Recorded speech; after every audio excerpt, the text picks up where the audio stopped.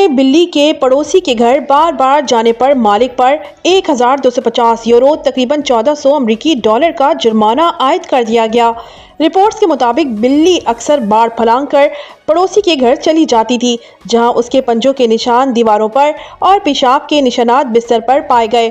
پڑوسی نے عدالت میں شکایت درج کرائی اور عدالت نے فیصلہ بلی کے مالک کے خلاف دے دیا۔ بلی کی مالکن نے فرانسیسی اخبار کو کہا کہ جب عدالت کا نوٹس آیا تو ایسا لگا جیسے بجلی گر گئی ہو۔ تب سے میں نے اپنی بلی ریمی کو گھر کے اندر قید کر رکھا ہے۔ وہ موٹا ہو گیا ہے، چڑچڑا ہو گیا ہے، بالکل ایسے جیسے اسے گھریلو نظر بندی کی سزا ملی ہو۔ خاتون نے کہا کہ علاقے میں اور بھی کئی بلیاں ہیں، مگر الزام صرف ان کی بلی پر لگا، لیکن جج نے ان کی وضاحت قبول نہیں کی۔ رپورٹ کے مطابق عدالت نے انتباہ جاری کیا ہے کہ اگر بلی دوبارہ باڑ پار کرتی ہے تو 2000 یورو کا نیا جرمانہ اور 150 یورو روزانہ اضافی سزا کے طور پر ادا کرنے ہوں گے۔